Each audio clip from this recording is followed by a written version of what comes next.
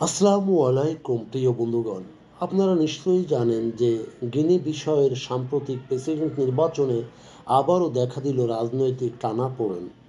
সেখানে অস্থিরতা ও ক্ষমতার দ্বন্দ্ব। এই নির্বাচন ফল ঘোষণার আগেই বিশেষ করে দুজন শীর্ষ প্রার্থী নিজেদের বিজয় দাবি করেন, যার পরপরই দেশ জুড়ে উত্তেজনা চরমে ওঠে। এর মধ্যে আরও উত্তাপ ছড়ায় যখন সরকারের পক্ষ থেকে দেশের সম্পূর্ণ নিয়ন্ত্রণ আমাদের হাতে এমন দাবি করা হয়।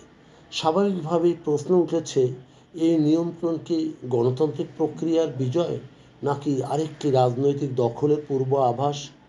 গিনি বিসাউ বহু বছর ধরে অস্থিতিশীল এবং রাজনৈতিক নিগড়ে আটকে আছে। অভ্যুত্থান, পাল্টা অভ্যুত্থান, সামরিক হস্তক্ষেপ, দুর্বল নির্বাচন ব্যবস্থা, সব মিলিয়ে দেশটির জনগণ একটি স্থায়ী নেতৃত্বে ও নিরাপত্তার জন্য অপেক্ষা করছে। এই অবস্থায় নির্বাচন পরবর্তী এই দ্বৈত বিজয় ঘোষণা পরিস্থিতিকে আরও ঘোলাটে করে দিচ্ছে অন্ধকারের দিকে ধাবিত করার এক সুপ্রশস্ত পথ। যে প্রার্থীরা জনগণের ভোটের প্রতি সম্মান দেখানোর কথা, তারাই যখন ফল ঘোষণার আগেই বিজয় ঘোষণা করে, তখন গণতন্ত্রের ওপর আস্থা ক্ষীণ হয়। এর সঙ্গে সরকারের সম্পূর্ণ নিয়ন্ত্রণ দাবিযুক্ত বিবৃতিকেও সন্দেহের চোখে দেখা হয়, এবং সেই সন্দেহ গভীর থেকে গভীরতর হয়।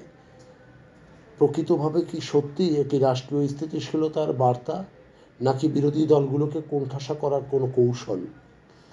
আন্তর্জাতিক পর্যবেক্ষক ও স্থানীয় নাগরিক সমাজ উভয়ে আশঙ্কা প্রকাশ করছেন যে এই ধরনের পরিস্থিতি আবারও রাজনৈতিক সংঘর্ষ, দমনপীড়ন, সহিংসতার জন্ম দিতে পারে, যা দীর্ঘমেয়াদে গৃহযুদ্ধের সূচনা করতে পারে। জনগণ যে শান্তি ও স্বাভাবিক রাজনৈতিক পরিবেশ দেয়, তা অর্জনের পথে যেন প্রতিবারই নতুন করে বাধা তৈরি হচ্ছে। গিনি বিষয়ের এই রাজনৈতিক নাটক স্পষ্ট হয় যে দেশের গণতান্ত্রিক প্রতিষ্ঠানগুলোকে অবশ্যই আরও শক্তিশালী করতে হবে। এছাড়া গিনি বিসাউতে স্থায়ী শান্তি সম্ভব নয়। প্রিয় বন্ধুগণ, যদি আমাদের এই তথ্য গল্প আপনার ভালো লাগে, তাহলে লাইক এবং শেয়ার দিন।